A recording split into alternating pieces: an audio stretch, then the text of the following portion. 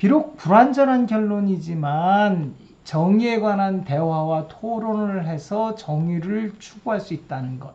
이것이 인간의 본성이에요. 이것이 인간의 아름다움이죠.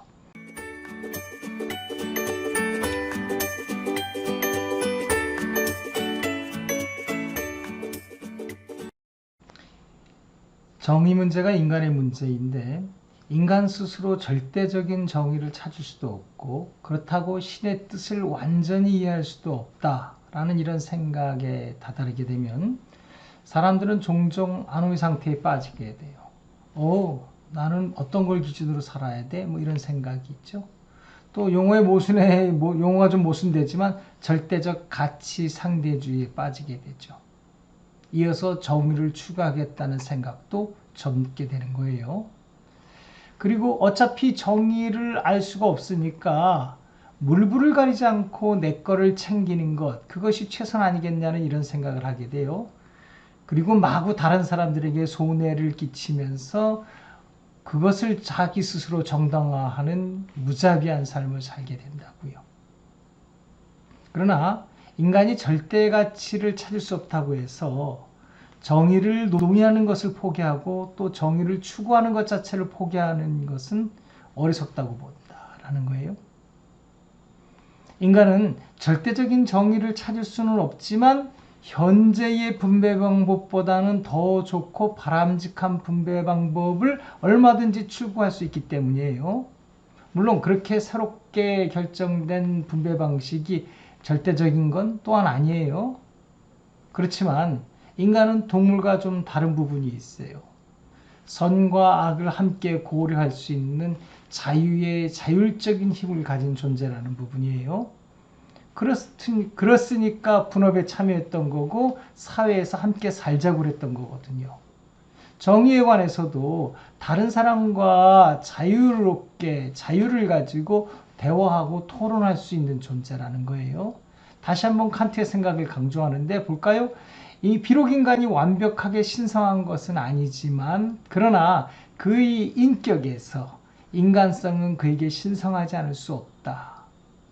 세상의 모든 피조물은 한가 수단으로 사용되는데 그치지만 인간만은 목적 그 자체이다. 인간은 곧 그의 자유의 자율적인 힘에 의한 신성한 도덕 법칙을 가진 주체이기 때문이다 라는 생각이에요. 비록 불완전한 결론이지만 정의에 관한 대화와 토론을 해서 정의를 추구할 수 있다는 것. 이것이 인간의 본성이에요. 이것이 인간의 아름다움이죠. 노자의 표현대로 현재의 현재의 정의가 올바를 수도 있지만 아닐 수도 있다는 것을 인정하는 태도입니다. 가도, 도일 수 있다. 아니다, 상도, 항상 맞는 도는 아니다. 됐구죠?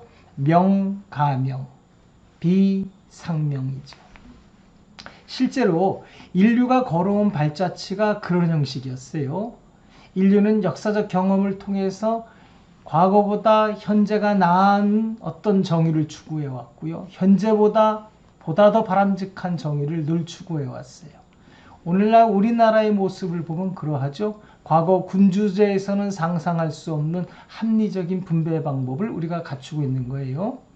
예를 들면 최근 코로나19 사태에 대해 분배가 이루어지는 우리의 분배 양식이죠. 우리나라 국민건강보험법에 따른 분배 양식이에요. 모든 사람이 골고루 감염증에 대해서 진료와 치료를 검사를 받을 수 있는 시스템을 잘 갖췄죠.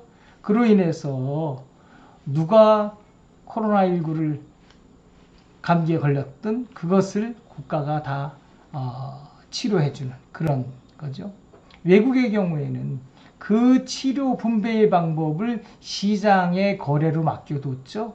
그러니 검사 한 번 할 때마다 한 번당 40만 원을 줘야 된다는 이야기가 들린다고요. 돈 많이 가진 사람이야 40만 원을 주고 검사를 하는데 큰 어려움이 없겠지만 한 달에 200만 원 버는 사람이 검사 한 번 하겠다고 40만 원을 내고 검사하는 것은 큰 부담이 될 수 있고요. 게다가 또 치료까지 받아서 병원에 입원했다. 치료하기 위해서 병원에 입원했다. 큰 피해가 있을 수밖에 없단 말이에요. 어떤 분배 방식이 좋은 것인지 우리나라는 잘 보여주고 있습니다. 이런 점에서 인간의 불완전성은 스스로를 포기해야 되는 것을 의미하지 않아요. 인간의 인식에 한계를 갖고 있지만 인간의 생각이 완전한 무지의 상태에 있는 건 아니라는 거예요. 인간은 불완전할 뿐이죠. 인간은 완전히 합리적인 존재는 아니지만 그렇다고 해서 완전히 불합리한 존재도 아니에요. 인간이 완전히 아는 것도 아니지만 또 그렇다고 해서 전혀 모르는 상태도 아니죠. 그렇죠. 이렇게 봐야 돼요. 인간은 잘 모르는 존재다 이렇게 보는 거죠. 알고 있다고 생각했던 것이 오류로 밝혀질 수도 있어요. 그것이 오류로 밝혀졌다고 해가지고 나머지 모든 것이 다 오류가 되는 건 아니에요. 인간은 잘 모르지만 그래도 함께 살아가는 존재이고요. 그 다음에 인간은 잘 모르지만 그래도 최선을 다해서 살아가는 존재다 이렇게 봐야 돼요.